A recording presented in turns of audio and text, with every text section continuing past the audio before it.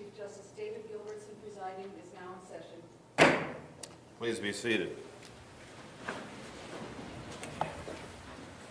Good morning to all of you. This is the third and final day of our October term held here at the law school on the campus of the University of South Dakota. The court would like to welcome students from Irene, Wakanda for the 9 and 10 o'clock arguments. Hope you find it educational. The first case for oral argument this morning is Fred Slota, appellant, versus Imhoff and Associates and others, appellees. For the appellant, we have Mr. Jim Leach, an attorney from Rapid City. And for the appellees, we have Mr. Thomas Welk and Mr. Jason Sutton, attorneys from Sioux Falls. And I understand, Mr. Sutton, you'll be presenting this morning? That's correct, Chief Justice. Very well. With that, Mr. Leach, you have 20 minutes, sir. Thank you, Your Honor. Counsel, may it please the court. This case involves a classic game of bait and switch, a con game of ancient origin. In this instance, run by an attorney, Vincent Imhoff, with assistance from attorneys Shannon Dorval and Henry Evans, the purpose of which was to separate the client, Mr. Slota, from his money. The game begins with Imhoff telling Slota that if Slota hires Imhoff, Imhoff will have attorneys represent him who are specialists in defending sex crime cases. Does he say that he has these people in his firm or whatever relationship he has with these attorneys, or he will find them? We don't know exactly without discovery. Dorval apparently is in the firm. Evans later writes, this is defense brief appendix 63, letters on the firm's stationery on behalf of the firm. Do you see a distinction then between a representation by Imhoff, I have these people in my firm, or I have them on retainer, versus I'll go find them? I don't see a distinction because the allegation is that he says he will have attorneys who are specialists in defending sex crimes represent Mr. Slota.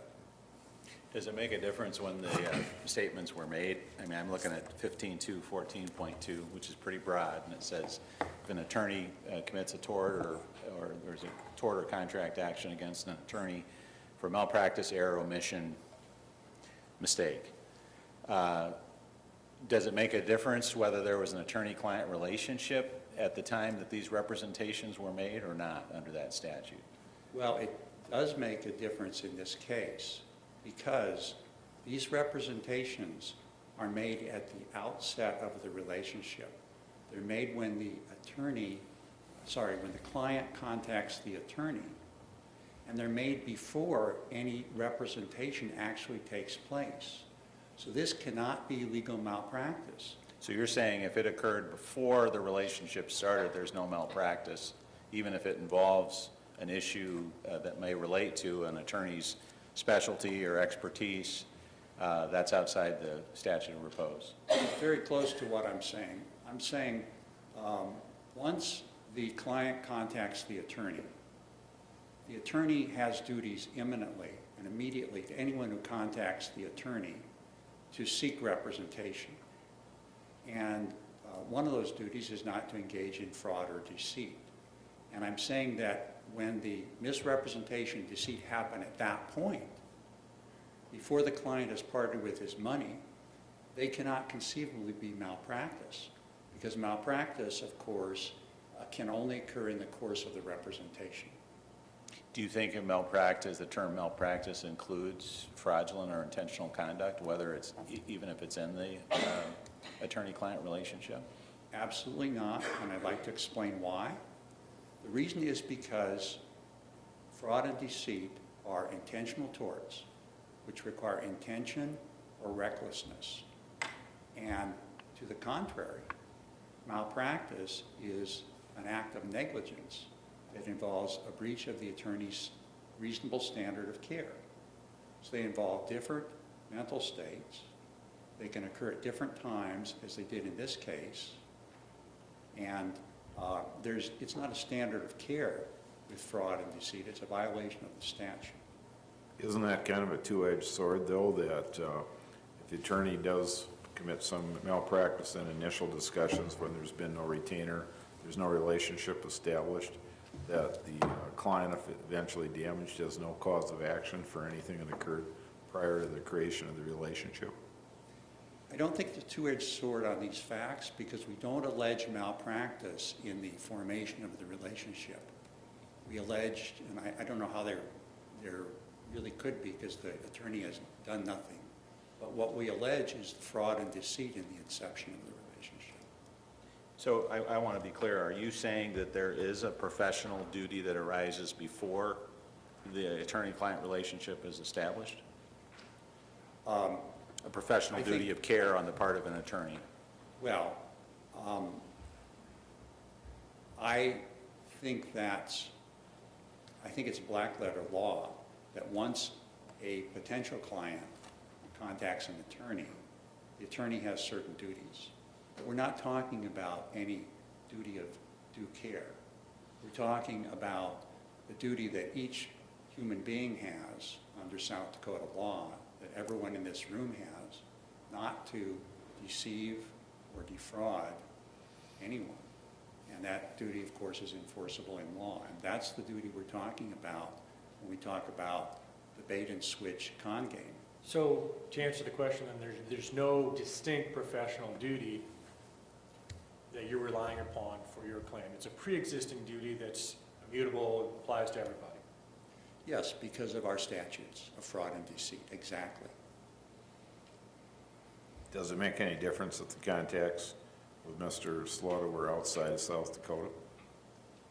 I don't think it does because the defense has never, ever claimed that there's a choice of law problem here. They've always accepted that South Dakota law applies. Everyone accepted that South Dakota law applies. The trial court accepted that South Dakota law applies. And whatever California law is or may be, no one's argued. Right. So what this is bait with promise of high quality specialists and switch to the lowest quality you can find, the cheapest attorney you can find. And in this case, when you look at what the switch was to, the switch was to two attorneys, Dorval and Evans, neither of whom were a specialist. Dorval by her own admission, and Evans by her own admission, that's in the complaint, presumed true, and Evans by his contact, his conduct. Evans had never tried a jury trial. Not a single one in any kind of case. Evans had never defended a rape case. Not one. Evans, in the words of, Evans essentially tried the whole case, although Dorval was present.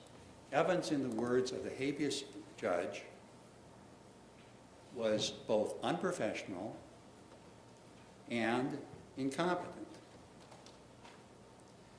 And in discovery, in the case, Evans received 3 critical statements from the alleged victim, all of which were completely exculpatory of Mr. Slota. And they were especially powerful because they were made by the alleged victim before she had contact with others who could have influenced her testimony. And those statements are all to the effect of Mr. Slota didn't do anything to me. And so Mr. Evans wants to get those into evidence. Obviously, a 4th grader would want to get him into evidence. But he fails to subpoena the foundational witnesses he needs to get any of them into evidence. So the jury never hears him, and the jury convicts him. And according to the habeas judge, Judge Flemmer, if the jury had heard those statements, the jury would have found Mr. Slota not guilty. And we tell you all that, I tell you all that, not because it's the gravamen of our case now, but because it's damages. And it's what happens as a result of the bait and switch, is to show that Mr. Slota, in fact, was severely harmed by the bait and switch, such that as a 50-year-old man, he wound up with a 30-year sentence to the state prison for conviction of probably the most horrible crime any of us can imagine, child rape.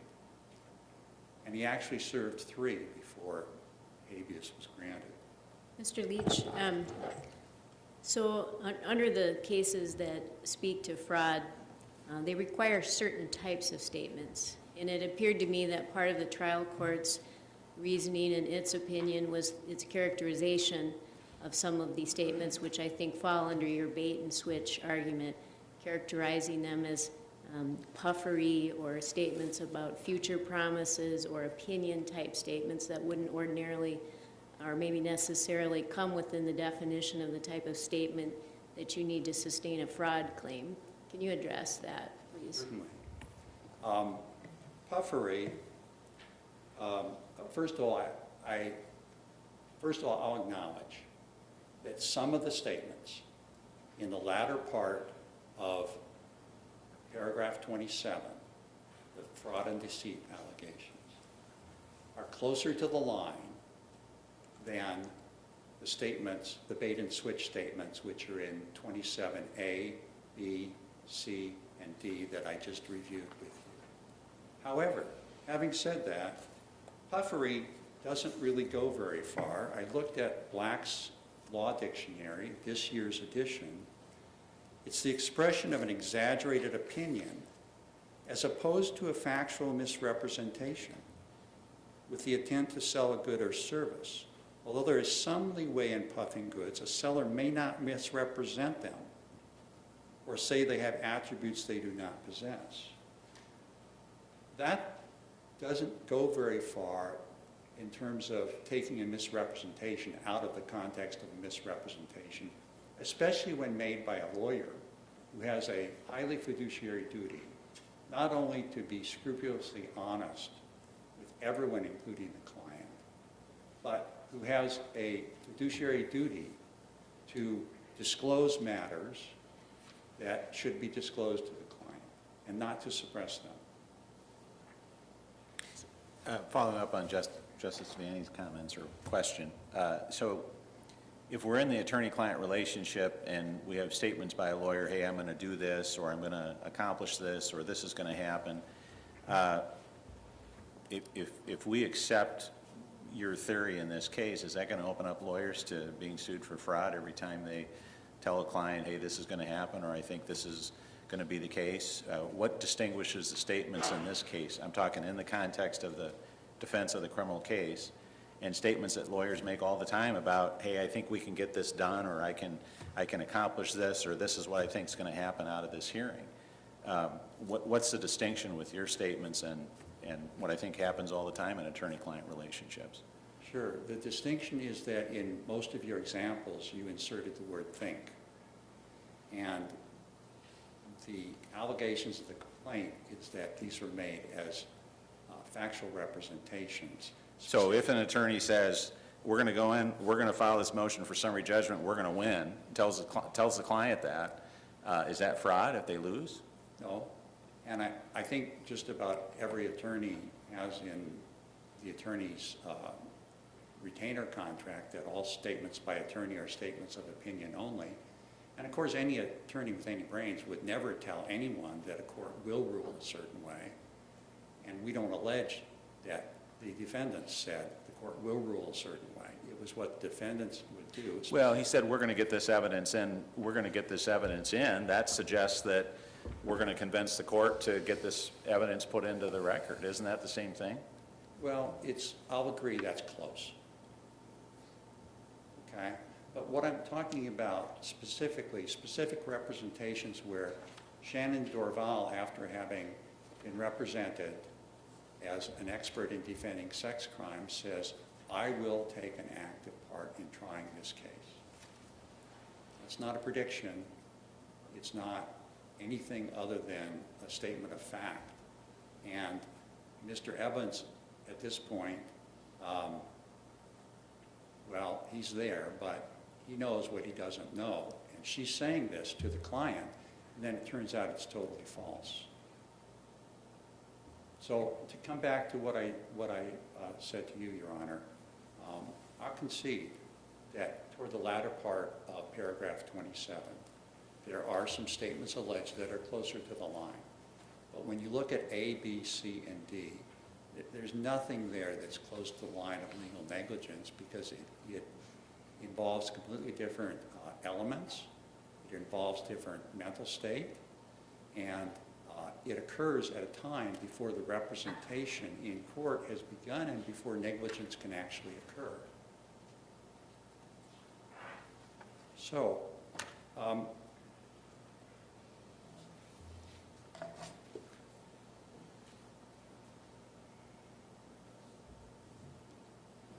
the language I quoted to you about an attorney-client relationship being highly fiduciary and being requiring the highest degree of fidelity and good faith, that's from another deceit case against an attorney who represented a client. 1988, Rosebud Sue Trine versus Strain. And the one case I'd like to discuss with you today is the Mazeroski case. Mazeroski is completely on point as I see it. The realtor involved engages in allegedly negligence, but he also makes a statement that, according to the plaintiffs, is a false statement of fact, namely that he has consulted with the Forest Service and the Forest Service says these people can hook up to Forest Service property. The trial judge says, well, this is all a negligence case. It's beyond 3 years. I'm dismissing it.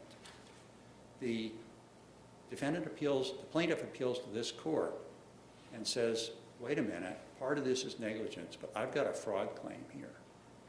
And that fraud claim has a longer statute of limitations. And this court says, you're right. It does have a longer statute of limitations, reversed, remanded for trial on the fraud claim. Do you think that the holding in Mazeroski was impacted at all by our decision in Pitt Hart? Not in the slightest. I mean, of course, Pitt Hart is statute of repose. That doesn't have anything to do with the fraud and deceit statutes. But it would the negligence ones. I'm sorry? It would with the negligence ones. Well, I conceded that in the lower court, and I know this court hasn't addressed that. So I think I was right, but this court will tell me whether I was right to concede that or not. And so, Mazeroski, saying that a person has a right to trial on a fraud claim, the difference with this case is the fiduciary relationship from the attorney, which should make us all, I think, more unwilling to just lump fraud and deceit in with negligence and say, well, it's all one ball of wax, because it's not. You guys see business cases all the time in which there are 8 or 10 or more causes of action, and they all have different statutes of limitation. Mr. Leach, you have 2 minutes. Thank you, sir. And SDCL 16-19-34 provides for treble damages for an attorney's deceit of various people, including a client. That statute has been with us since before we were a state. It was part of the territorial laws of 1877 and has never been amended except to remove 1 comma. And it says something about what the legislature wants, what the legislature thinks of attorney deceit. If this court were to rule that Fred Slota has no remedy for the bait and switch con game alleged in paragraphs 27A to 27D of the complaint, It would contradict everything, I believe, that this court has ever said about an attorney's duties of honesty to everyone, to the court, to opposing counsel, to witnesses, certainly to the client. And of course, it's not just honesty in the literal sense. It's words that do not mislead, that are not half-truths, and that do not parse the truth.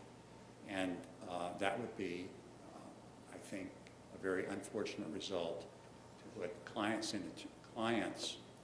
in South Dakota in that position where suddenly attorneys have no more liability for deceit and fraud. In other words, negligence becomes a defense to deceit and fraud, which it has never been. Thank you.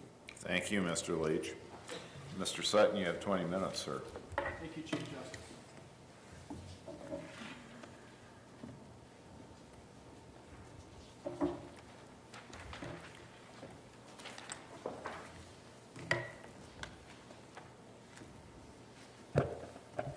May it please the court, counsel.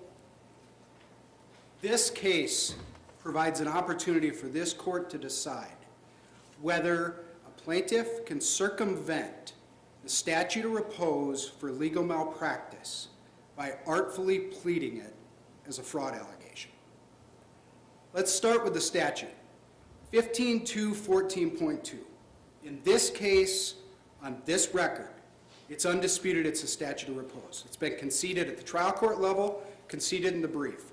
I know this court has never addressed whether Pitt-Hart would extend that analysis, and I would submit you don't need to reach it today because it's been decided and conceded. So the question for this court is, what is the effect of that statute of repose and the amended complaint in this case? Mr. Leach made a significant point in his presentation to this court about the acts were pre-retainer. Do you see a distinction there, and maybe at what point does the malpractice statute kick in? Under the language, the plain language of the statute, Chief Justice, it doesn't say a claim against an attorney in an attorney-client relationship. It says a claim, an action against a licensed attorney. It's the defendant that decides when the repose kicks in rather than the creation of the relationship. Separately, as Mr. Leach... So if your neighbor slips on your driveway, are you under that statute of repose? I would submit that that was not the intent, likely, of it. It gets back to... But that's kind of how you're reading it, right?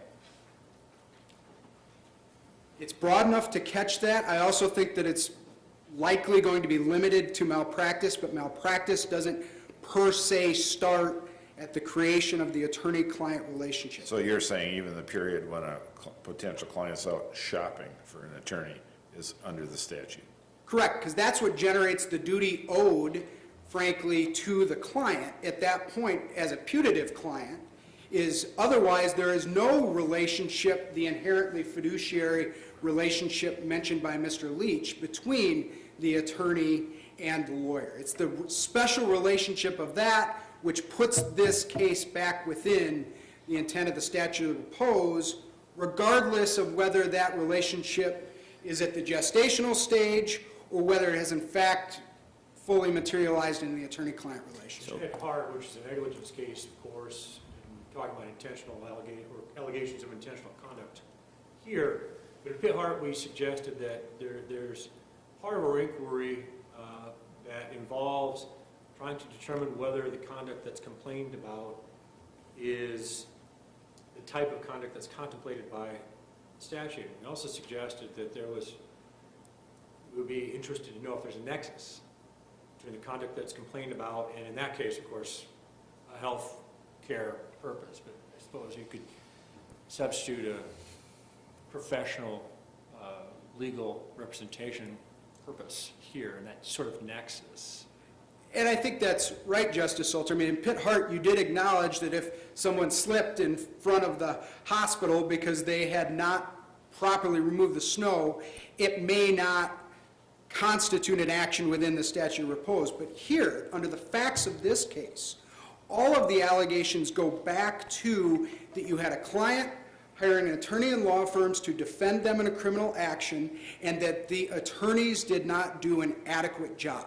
I don't want to mischaracterize your argument, but by arguing in that way, are you suggesting that if we were to look for a nexus, and I don't know if we will or we won't, but if we were to do that, that's the sort of nexus that you're describing as relating the injury to the quality or the character of representation?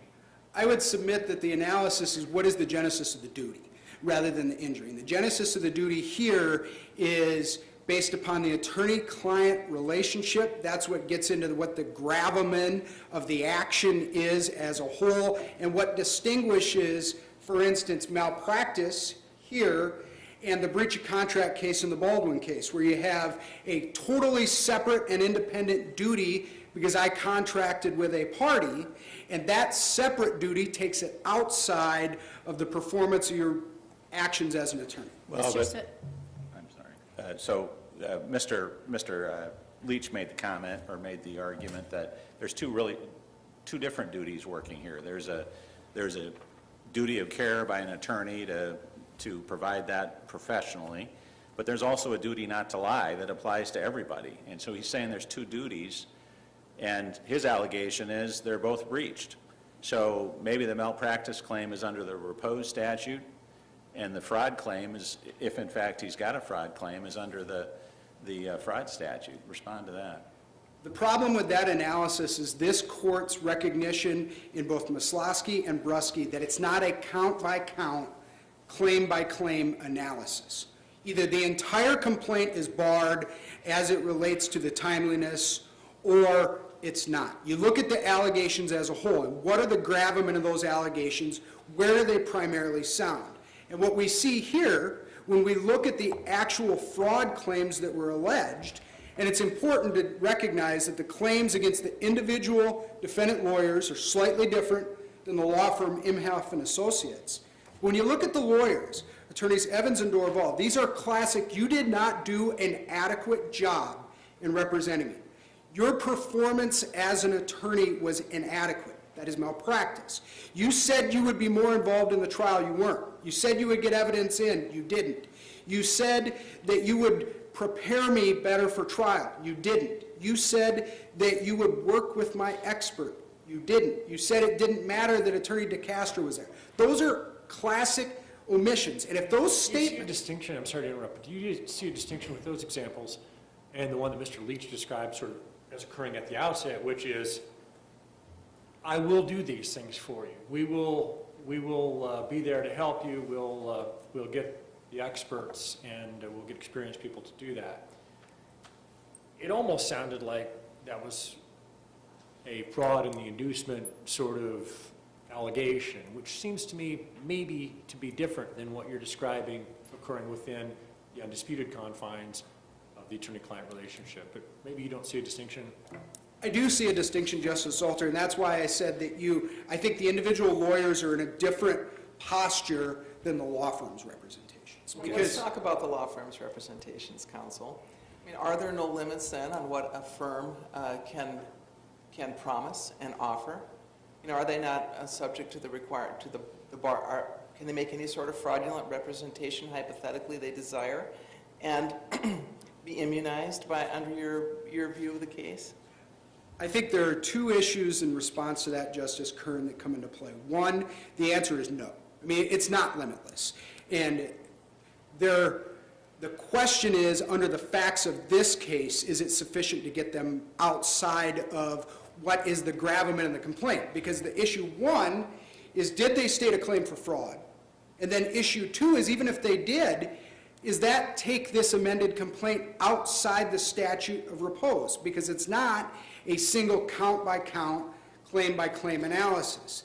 And as it relates to the law firm, there are really two buckets of allegations and the records and facts we have in this case, and as pled.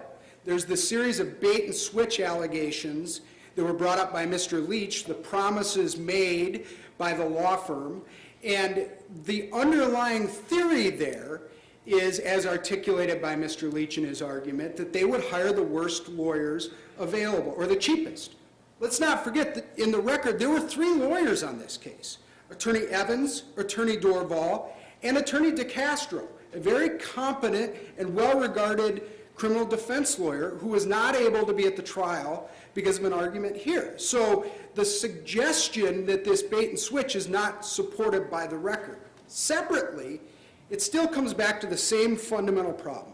What are the allegations in this case? What are they really claiming happened? The lawyers didn't do a good enough job in defending it.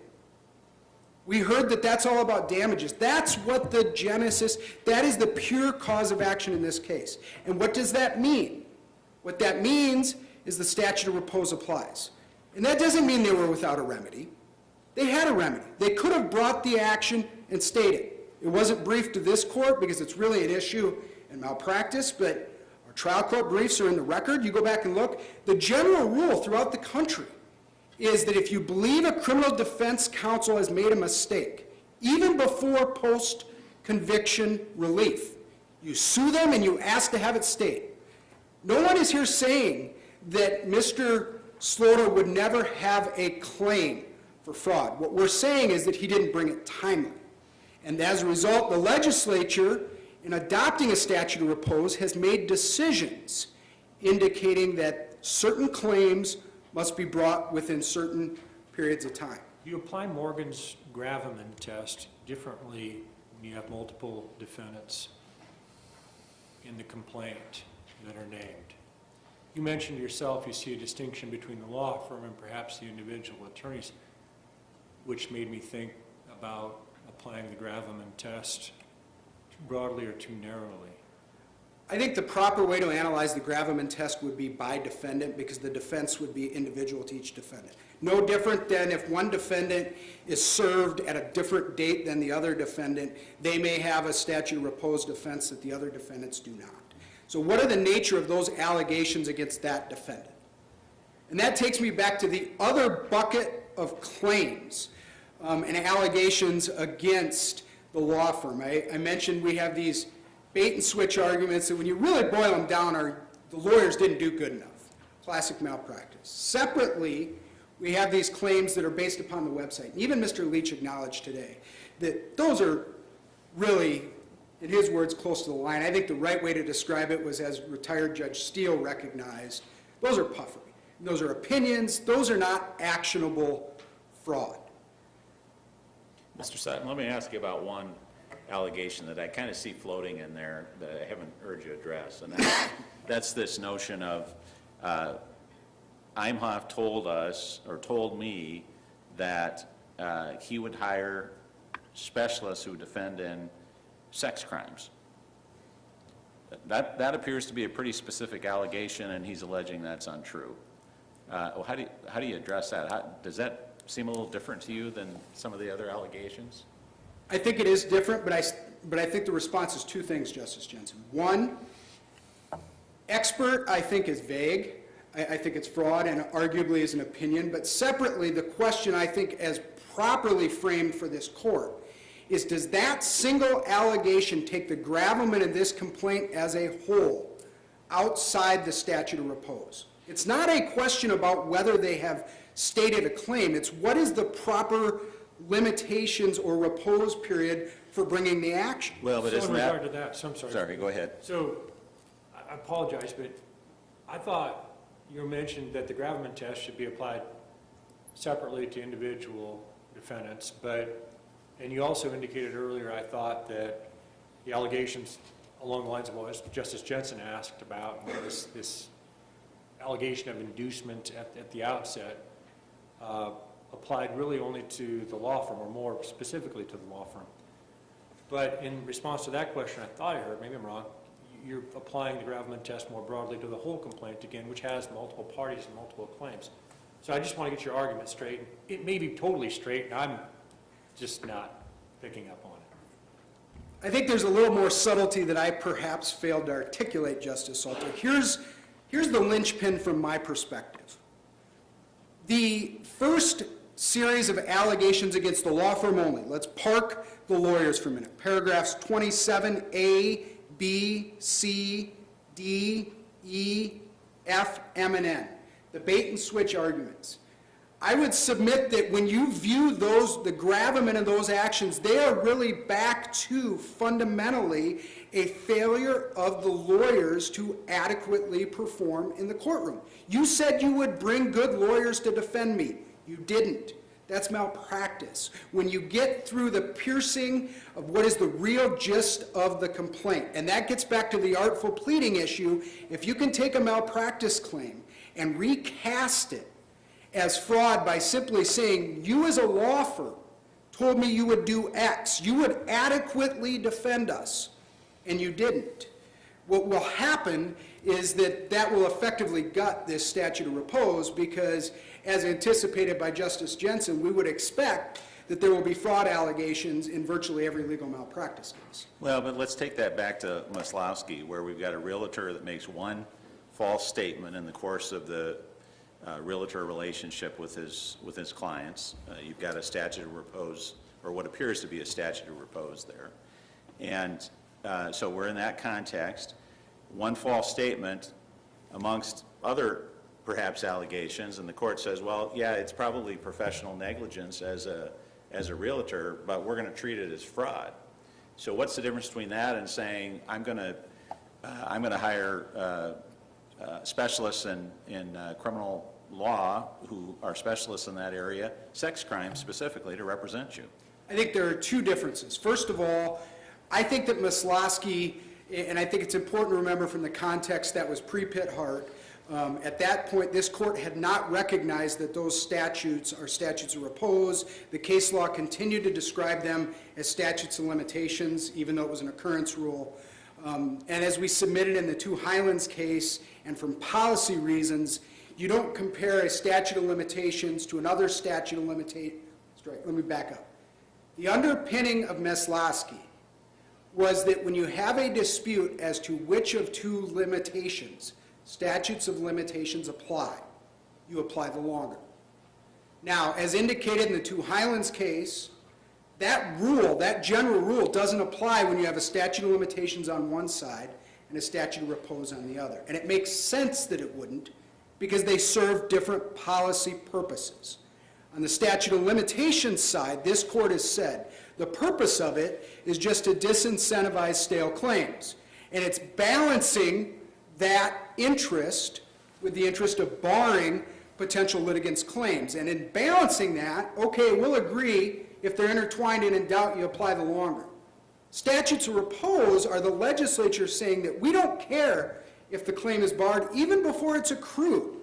As a matter of legislative policy, we've decided that X amount of time afterwards, it's barred. So the first answer is I don't think you can, I think Mazeroski, and we would submit, may have been decided differently by this court after Pitt Hart. Secondly, the difference is, as you articulated, in Mazeroski they said, I talked to the National Forest Service, and you can connect those two lines. It's a representation of a fact backward looking. That's different, I would submit, than a representation of a future fact in I will hire someone who is an expert in sex crimes. So those are the distinctions that I would submit from Mazeroski. And separately, when you look at the cases, we submit that this case is closer to Brusky than Mazeroski, even with the law firm, because really what you're fundamentally talking about is we hired you to defend us and you failed. That's malpractice.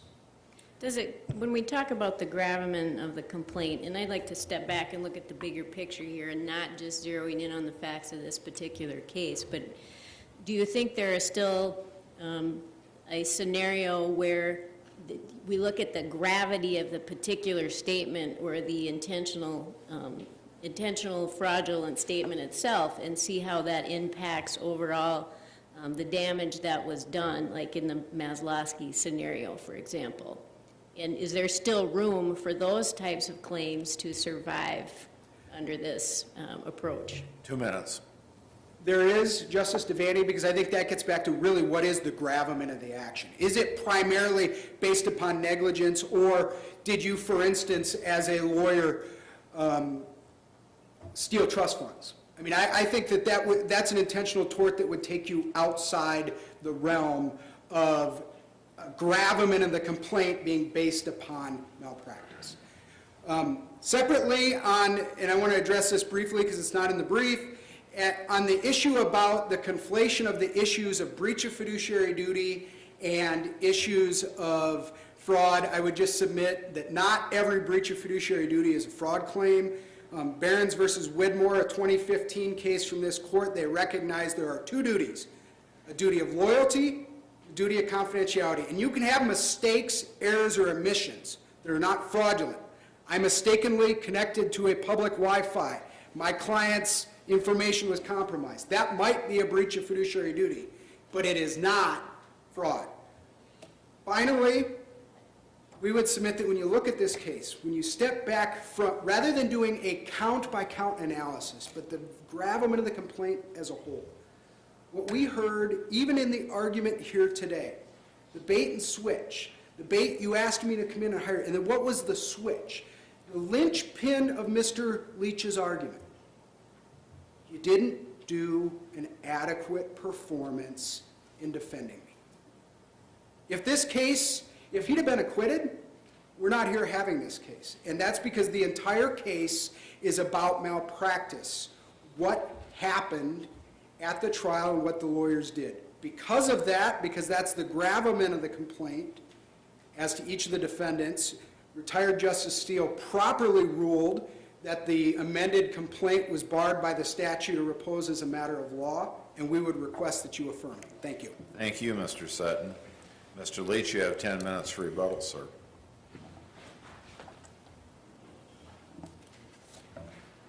May it please the court, I just have 4 points that I want to make and, of course, answer any other questions you have.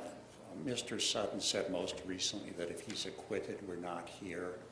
Well, I agree if he's acquitted, we're not here, not because there was no deceit or fraud, because there are no damages.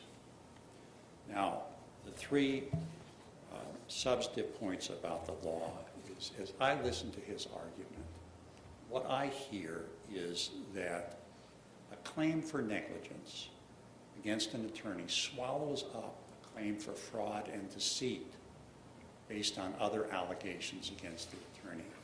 And I don't know any case in which this court or any court really has said that an allegation of negligence swallows up or moots or makes null and void an allegation of fraud and deceit. Second, what they're telling you is if a person goes to buy a house and is deceived, they can sue the house seller for deceit. A person goes to buy a car and is deceived, they can sue the person who sold them the car for deceit. A person goes to buy a piece of land and is deceived, they can sue the person who sold the land for deceit. A person goes to a lawyer and is deceived, they can't sue the lawyer for deceit. Mr. Leach, if we, go ahead, please. Well, I don't know that that's exactly what Mr. Sutton said. I think the argument is they can do that, but they need to do it within the time frame of the statute of repose. Yes, and I cannot see how the statute, the legislative statute of limitation for deceit and fraud has anything to do with the statute of repose, if it is one, for legal malpractice. There's simply, I mean, you know, you can construe the statute of, as to medical malpractice, as statute of repose. We don't argue with that.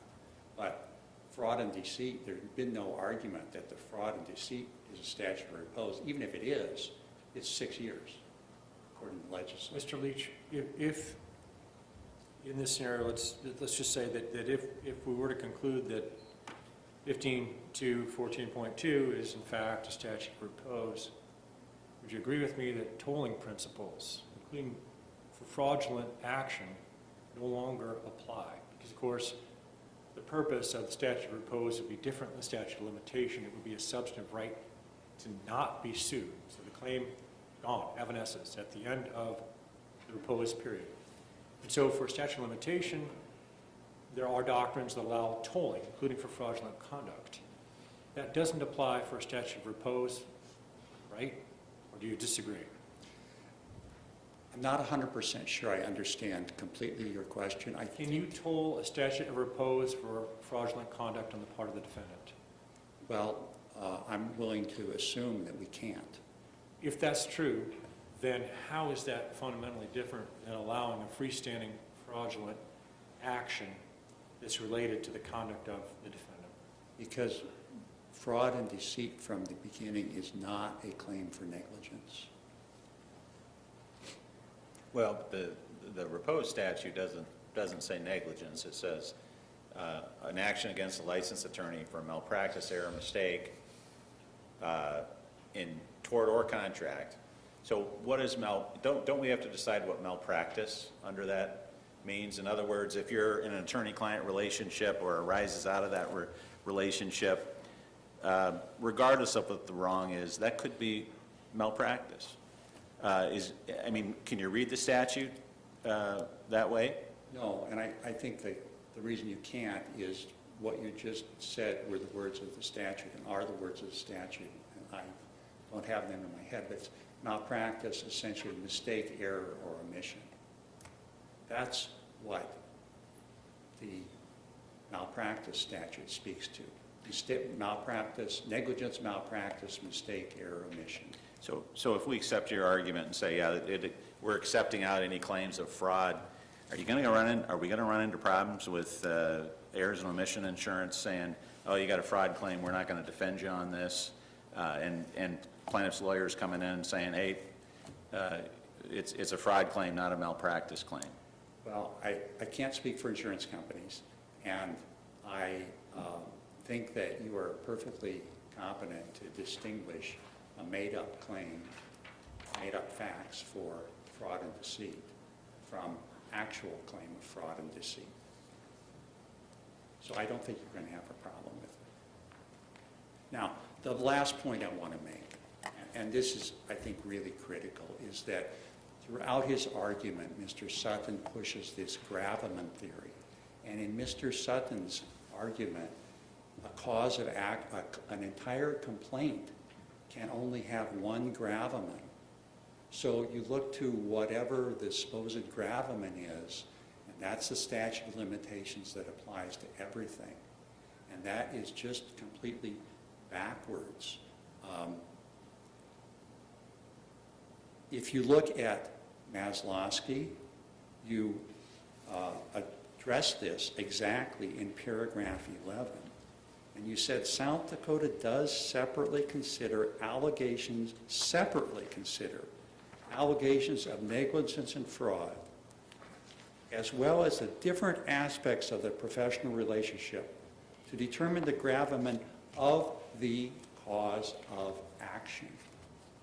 Not the gravamen of the entire complaint, the gravamen of the cause of action. So, Mr. Leach, I'm sorry, this is going back just a bit.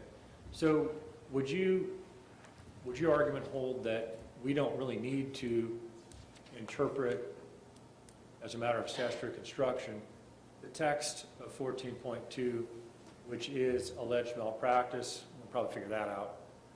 Error, mistake, or omission. We don't need to construe that. That can only mean negligence. Yes, sir.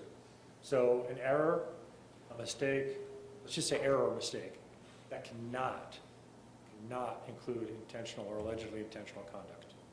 That's right, it doesn't. Error or mistake does not. You don't think that telling somebody something that's not true is an error? I think it's... And I'm not challenging you, I'm just asking.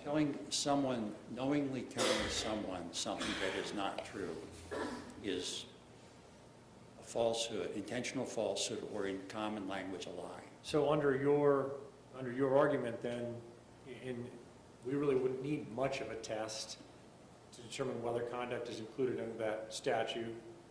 We would just read that series of words to mean only negligence claims. Negligence, error, mistake, or omission, which I think is in law a cause of action for negligence. So just to return to what I was saying about 2 minutes, counsel. Thank you.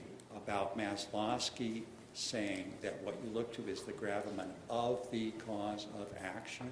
From there, paragraph 11 goes down, and I won't read them to you, but it gives 1, 2, 3, 4 examples of distinguishing between different causes of action. First one is fraud or malpractice. Second one is malpractice and fraud. Third is, it says same. And the fourth is malpractice and breach of contract in attorney-client relationship. And then the killer for the defense, it's what we already know, but say it right here in black and white. South Dakota also recognizes that the same transaction may give rise to 2 causes of action having different statutes of limitation. That's what we're saying, and that's exactly the contrary to what they're saying. So with that, I thank you very much for your time and attention. Thank you, Mr. Leach. The court will be in